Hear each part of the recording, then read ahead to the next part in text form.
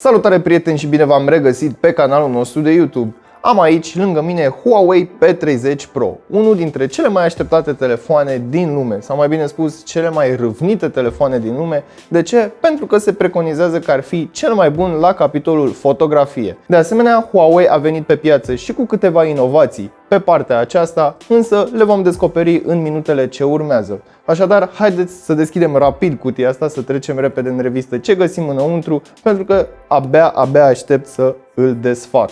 Dar înainte de toate, nu uita să te abonezi și să activezi notificările, iar mai apoi intră pe cel.ro/giveaway pentru a te înscrie în concurs. Dar înainte de a trece la treabă, am o întrebare pentru tine. Ai un canal de YouTube și ai peste 10.000 de abonați? Vrei o sponsorizare? Ei bine, poți cere acest lucru pe webarondcel.ro. Haideți să deschidem cutia de la Huawei P30 Pro. După cum puteți vedea foarte bine, avem și aici un branding Leica și cu inscripția Quad Camera. De ce? Pentru că acest telefon are 4 camere și, bineînțeles, sunt niște camere excepționale, vom vorbi despre ele în momentele ce urmează. Varianta pe care eu o am aici este Dual SIM, bineînțeles, Aurora, 128 de GB cu 6 GB RAM.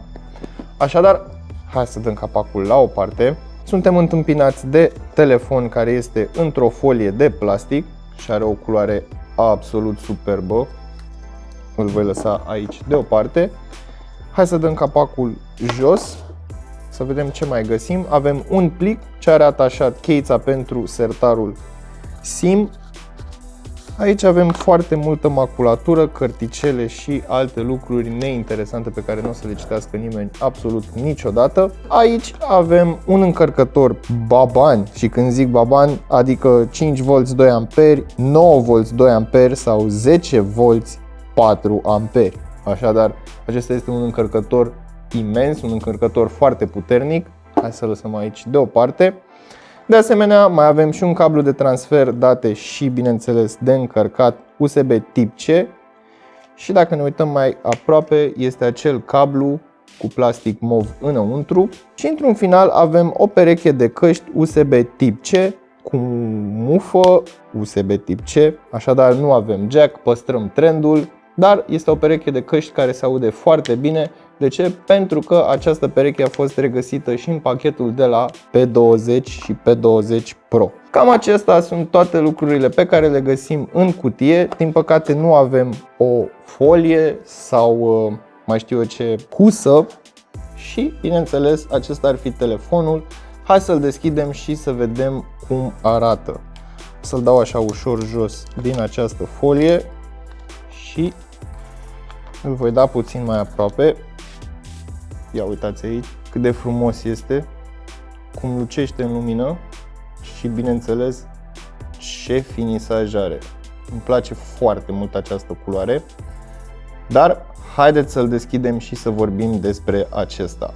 Telefonul este construit din sticlă atât pe față cât și pe spate, iar rama acestuia este din aluminiu. Protecția la apă și praf este și ea prezentă, acesta având certificare IP68. Designul este cu siguranță unul reușit. Un candy bar cu muchii laterale curbate ce au continuitate către spatele dispozitivului. Muchile de sus și de jos sunt aplatizate, dându-i acestuia doar o mică nuanță de aspect industrial. Tot aici regăsim și benzile pentru antena GSM. La baza telefonului găsim sertarul hibrid ce are doar 2 sloturi, unul dintre ele putând fi utilizat cu un card nano memory. În dreapta acestuia se află microfonul principal, portul USB tip C și un singur difuzor mono. La capătul celălalt avem un microfon secundar pentru funcția de noise cancelling și un element care s-a întors, emițătorul infraroșu. Cu toate acestea, P30 Pro este un telefon destul de greu de utilizat cu o singură mână. De ce? Pentru că este foarte înalt și destul de greu de a ajunge în partea de sus a ecranului. Cântărește undeva la 192 de grame, este o idee mai ușor decât o doză de suc obișnuită.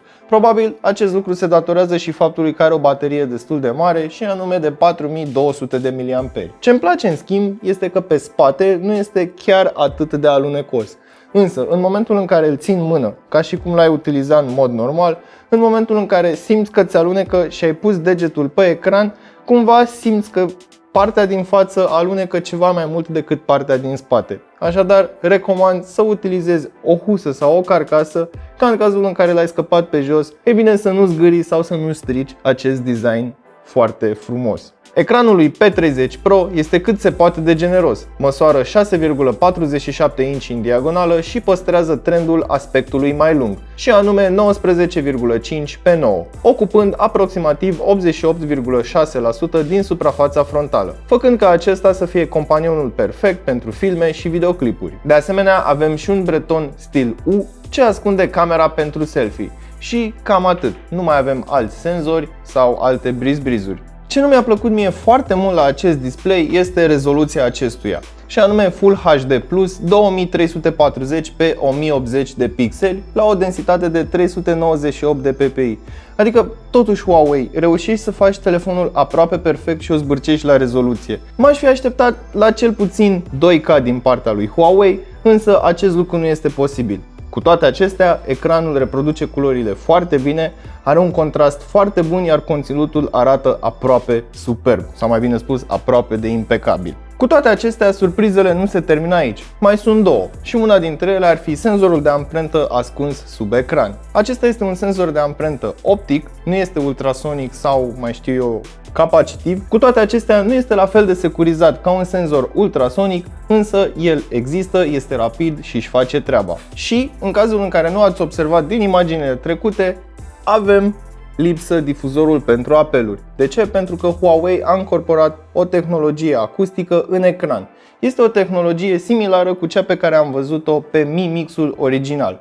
Adică ecranul vibrează și tu poți să auzi sunete prin acea vibrație. Mi se pare un lucru foarte interesant și faptul că nu mai am earpiece. Cu toate acestea, existența lui ar fi putut să ajute la un semnal stereo. Hai să vorbim puțin și despre performanța acestui telefon. Huawei a introdus Kirin 980. Bineînțeles, acest chipset îl putem regăsi și pe Mate 20 Pro, însă de data aceasta este puțin îmbunătățit pe partea de software. Așadar, ar trebui să avem niște performanțe ceva mai bune. Modelul pe care eu îl am aici este cu 6 GB RAM și 128 de GB spațiu de stocare intern, însă există variante și cu 8 GB RAM și 128, 256 sau 512 GB spațiu de stocare intern. Cu toate acestea, chiar dacă nici așa nu ești mulțumit de spațiu de stocare intern, poți face un upgrade la un nano SIM de până la 256 de GB.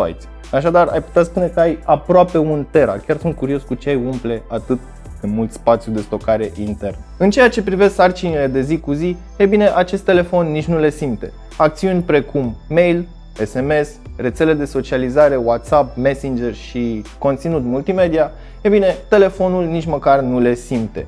Pe partea de gaming, jocuri precum Asphalt 9 sau PUBG se mișcă fără absolut nicio problemă, fără absolut niciun lag sau vreo sacadare. Să nu uităm și de testele sintetice, unde în AnTuTu Benchmark am scos 293.850 de puncte, iar în Geekbench 4 3.292 de puncte în single core și 9.787 în multicore. Așadar, nu doar că ai o rachetă de telefon, ai un telefon care te va ține cel puțin 2-3 ani de zile de acum încolo. Ei bine, a venit și momentul foarte așteptat, și anume să vorbim despre camere. Iar aici avem camera principală de 40 de megapixeli f1.6, cea de-a doua cameră 20 de megapixeli f2.2, iar în final cea de-a treia cameră, cea mai de jos cameră, ei bine, este cu un periscop. Practic, camera este cumva poziționată perpendicular, sau mai bine spus paralel cu muchia asta, să ne luăm ca referență, și are o lentilă, ceva de genul ăsta, la 45 de grade, care face ca imaginea să vină la 90 de grade. Este o lentilă ce permite un zoom optic de 5x. Însă, dezavantajul este că în momentul în care intrăm în cameră, avem aici 1x, 5x, dar dacă mergem în setări și setăm rezoluția pe 40 de megapixeli, această opțiune nu mai este valabilă. Zoomul de 5x dispare. Cu toate acestea, avem 5x zoom la 10 megapixeli. Și să nu uităm, mai avem și Time of Flight Camera. Time of Flight Camera te ajută să mapezi diverse lucruri în 3D însă momentan tehnologia nu este atât de avansată ca să putem face o poză și să mapăm 3D un obiect. Cu toate acestea, față de modelul P20 Pro este o îmbunătățire mare, dar față de Mate 20 Pro este mai mult o regândire a acestei camere. De ce? Pentru că exact în aceeași formulă o găsim și pe Mate 20 Pro, însă fără periscop. Pentru cei pasionați de selfie-uri avem și o cameră de 32 de megapixeli f2.0, însă aceasta nu are funcția de autofocus. Și acum haideți să ne uităm și la aplicația pentru cameră. Seamănă foarte mult cu cea de pe P20 și bineînțeles Mate 20, însă aici în partea de sus avem un buton pentru QR Code Translate. În momentul acesta, dacă aici afișezi un text, îți va pune textul peste tradus și poți să selectezi limba din care vrei să-ți traducă și bineînțeles limba în care vrei să îți traducă. De asemenea, avem și un fel de shopping în momentul în care ar trebui să afișăm un ceas. Ia să vedem dacă a recunoscut. Da, a recunoscut ceasul, însă n-a recunoscut firma și nici modelul, a recunoscut ceva similar cu ceasul pe care eu îl am. În final, aici avem Identify și ia să vedem Design Person. Ok. Ia, telefonul. Sofa tables and dining table. Da, a recunoscut masa din fundal. Ia, telefonul. Recunoaște telefonul. Electronic Desk Floor. Ok. Ce mi se pare interesant că recunoaște destul de multe lucruri, însă cu siguranță mai rămâne loc de îmbunătățiri. Haideți să ieșim de aici. Modul Flash On Auto și bineînțeles Always On. Master AI, camera cu inteligență artificială. Aici sunt destul de multe filtre, sau mai bine spus standard, vivid colors și smooth colors. Hai să lăsăm pe standard și bineînțeles rotița pentru setări. Rezoluția maximă este de 40 de megapixeli în modul foto, iar în modul video 4K, 1080 Full HD pe tot ecranul sau 1080 la 60 de cadre pe secundă, 1080 21 pe 9 și bineînțeles HD, dar cine filmează HD în ziua de astăzi? În partea din stânga, în modul video, mai avem niște filtre, cum ar fi AI Color și îmi colorează în funcție de ce e în fundal sau ce este în plan principal. Background Blur. În momentul în care activez această opțiune, subiectul rămâne clar și fundalul este blurat. Este un fel de efect de bokeh. În modul Pro avem exact aceleași opțiuni pe care le-am mai văzut și în alte dăți. Moduri pentru expunere, ISO, Shutter Speed, Exposure Value și bineînțeles autofocus, Single Focus sau Manual Focus, inclusiv până în modul de macro. Și pentru că tot vorbeam de macro, dacă dăm la More, avem o opțiune foarte interesantă, o opțiune pe care nu am mai văzut-o până acum pe un telefon mobil, se numește Super Macro. Și în momentul în care mă apropii foarte mult de un subiect, pot face o poză foarte detaliată. Bineînțeles, aceasta nu este pentru că îmi tremură mâna și mi-a tremurat și mâna cu ceasul, dar în cazul în care vedeți, sunt foarte multe detalii reprezentate în imagine, lucru pe care nu îl poți face cu un telefon obișnuit. Mai avem și modul apertură, în care simulează diafragma unui aparat de fotografiat obișnuit și în final modul Night, modul pe care l-am văzut și pe Mate 20 Pro, care a fost ceva mai bun decât P20 Pro, iar acesta este cel mai bun Night Mode de până acum de pe un telefon mobil. În concluzie, Huawei și-a făcut temele și a reușit să scoată pe piață unul dintre cele mai râvnite terminale mobile la ora aceasta. Bineînțeles, să nu uităm și de competitorul lui direct, cum ar fi Samsung S10. Având în vedere performanța acestui telefon, designul și bineînțeles toată construcția per total, E bine, eu consider că este un telefon foarte calitativ, se simte premium în mână, iar ca o notă personală apreciez foarte mult că este ceva mai greuț. De ce? Pentru că îmi place să simt telefonul în mână atunci când îl manipulez. Ce nu-mi place în schimb, din nou personal, este rezoluția. De ce să plătesc pentru un telefon premium și să am o rezoluție pe care o găsesc inclusiv la un telefon de 850 de lei, 900 de lei, adică Full HD. Este OLED, însă nu mă încântă neapărat acest lucru.